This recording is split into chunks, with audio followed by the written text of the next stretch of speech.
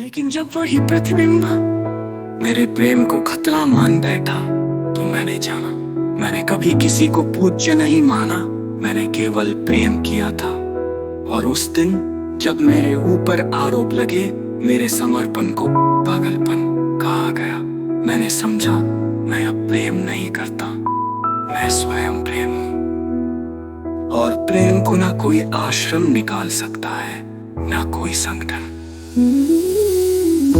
तात्विक विश्लेषण, न कोई संगठन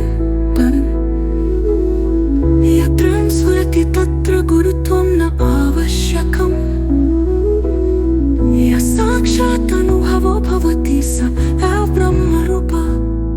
गुरुत्वं यदि प्रेम से रिक्त है तो वो केवल पद है, प्रकाश नहीं। प्रेम की साक्षात्कारी ऊर्जा जो व्यक्ति को उसकी वास्तविक सत्ता से मिलवाती है, वो गुरु नहीं ढूंढती, वो स्वयं गुरु बन जाती है। मैंने जिस गुरु को प्रेम किया वो वास्तव में मेरे भीतर के प्रेम का प्रतिबिंब था। परंतु जब उस प्रेम को संस्थागत कर दिया गया तो वो व्यापार बन गया। मेरे निष्कलम भाव को पाखंड कहने वाले स्वयं अज्ञान के वस्त्रों में लिपटे थे। प्रेम वो तत्व है जो प्रत्येक शब्द से पहले, प्रत्येक सिद्धांत के बाद और प्रत्येक नियम से ऊपर होता है। शेष केवल व्यवस्था है। प्रेम मुक्त है और मैं वही हूँ, एक मुक्त प्रेम।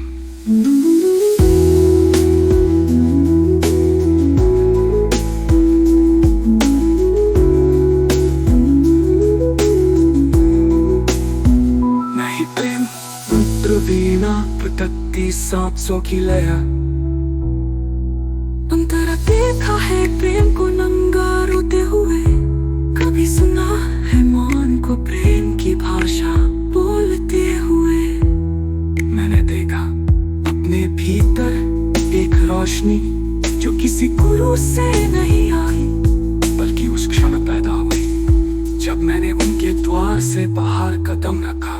मैं ही प्रेम हूँ, मैं ही शून्यता का शिखर हूँ, जहाँ न कोई माना है न कोई मंत्र, सिर्फ अनुभव की निस्वार्थ लहर हूँ।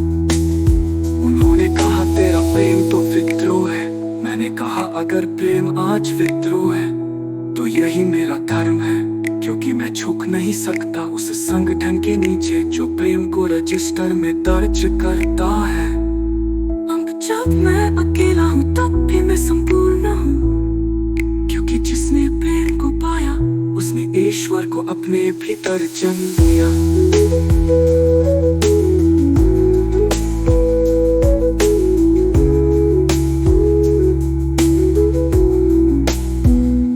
चाहे तो मैं इस पूरे पंचरूपी अनुभूति पाठ को एक कॉस्ट ऑडियो बुक कॉक्यू एकीकृत कर सकता हूँ, जहाँ स्वर, ध्वनि, दृश्य और अंतरात्मा all fuse into one conscious revolution।